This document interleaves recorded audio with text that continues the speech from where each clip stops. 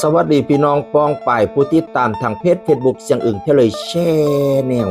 เมื่อนี้มากราบพระพุทธรูปอยู่วัดซีปุ่มบ้านแฮซึ่งเป็นวัดเก่าแก่ของชาวจังหวัดเลยแต่ว่าเป็นที่น่าสงสัยแปลกใจของหลายคนอาจจะสงสัยว่าพระประธานในซิมในอุโบสถนี้คือมีพระพุทธรูปสองอ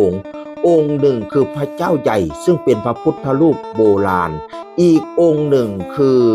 พระพุทธชินราชพี่น้องเอ๋ยมันเป็นดังนี้สิเว้าสู่ฟังซิมอุโบสถเนี่ยเพิ่นสิเปิดให้กราบให้ไหว้ทุกมื้อแต่ว่าเปิดผักตู่เข้าไปแล้วปิดให้เพิ่นแน่เด้อพี่น้องเด้อโอ้สะอาดสะอ้านดีเก่งซิมนี้สร้างแต่ปี2502เสร็จ2512ใช้ระยะเวลาการก่อสร้าง10ปีเป็นช่างจากจังหวัดศรีอยุธยากรุงศรีอยุธยาผู้นี้มาสร้างให้เนี่ยพระพุทธรูปเนี่ยพระประธานมีอยู่2องค์หนึ่งเป็นองค์โบราณชื่อว่าพระเจ้าใหญ่พี่น้องเอ๋ยพระเจ้าใหญ่นี่ข้าเจ้าว่าตามผู้เฒ่าผู้แก่เนี่ยบอกว่าสร้างตามลักษณะใบหน้าของนางคำพุ่งซึ่งเป็นเมียของเจ้าเมืองน้ำหุงเมืองน้ำหุงอยู่นี่อยู่ทางเหนือของน้ำเฮืองพระเพิ่นว่านั่นนะ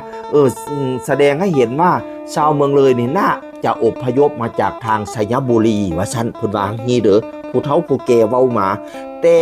ตามหนังสือของดร.ธีรวัฒน์แสนคำบอกว่าพระพุทธรูปนี้เป็นพระพุทธรูปปางมารพิไสยศิลปะล้านสางสร้าง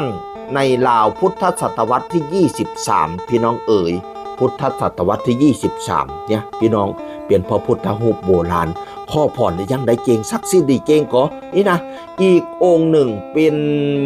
ลักษณะเหมือนพระพุทธชินราชคือพลเอกอาทิตย์กำลังเอกเนี่ยเพิ่นสร้างเพื่อสิได้อุทิศส่วนบุญส่วนกุศลไปให้พ่อให้แม่เพิ่นแล้วยักษ์เอามาประดิษฐานในจังหวัดเลยเนื่องจากว่าเพิ่นมีความสัมพันธ์ที่ดีกับชาวจังหวัดเลยพี่น้องเอ๋ยแต่ว่าพอแต่เอามาแล้วคันสิไปวัดได้แต่ละวัดก็ล้วนแต่มีพระประธานอยู่แล้วบางวัดยังไม่มีแต่ก็ไม่มีทุนในการสร้างอุโบสถฉิมเพิ่นก็เลยขออนุญาตมาประดิษฐานเคียงคู่กันกับพระเจ้าใหญ่ในวัดศรีภูมิบ้านแห่นี่เลยเนี่ยก็เลยปรากฏว่าในวัดเฮานี้มี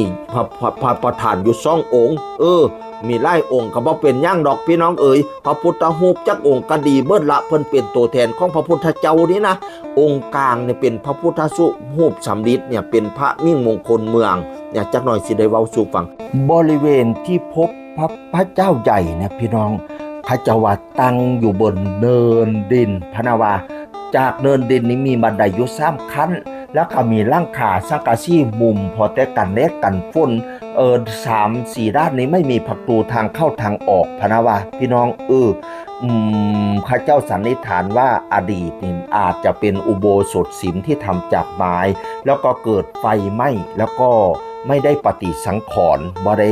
ซ้อมนะพี่น้องก็บ่รู้ว่าทึกไว้สบายได้นักประวัติศาสตร์บางคนคาดว่าน่าจะได้รับผลกระทบจากในช่วงศึกเจ้าอนุวงศ์ปี2369ถึง2372พี่น้องตอนศึกเจ้าอนุวงศ์เมืองเลยเฮาก็ได้รับผลกระทบดิพี่น้องเมืองเลยประชากรชาวเลยน่ะถูกกวาดต้อนลงภาคกลางตามหนังสือจดหมายเหตุรัชกาลที่3ถูกกวาดต้อนไปประมาณ 6-7 ครั้งพี่น้องเมืองเลยเมืองลมเมืองพะเวิงเมืองเก้นเท่าเมืองภูเวียงทึกวัดตอนไปบัดนี้อาณาบริเวณเมืองเลยมันก็อาจจะมีผลจากสงครามเกิดการจุดเผาอะไรทำไมเขาว่าไปเนาะพี่น้องทำให้คนรุ่นหลังนะเห็นพระประธานพระเจ้าใหญ่นะประดิษฐานอยู่บนเนินดินมีบันไดขึ้น3ขั้นพี่น้องหันหน้าไปทางทิศตะวันออกบัดนี้กาฟ้าเอ็มผังค้างกับบ่มีข้าเจ้าสร้างแต่เพิงกันแดดกันฝนไว้ซื่อๆว่าแน่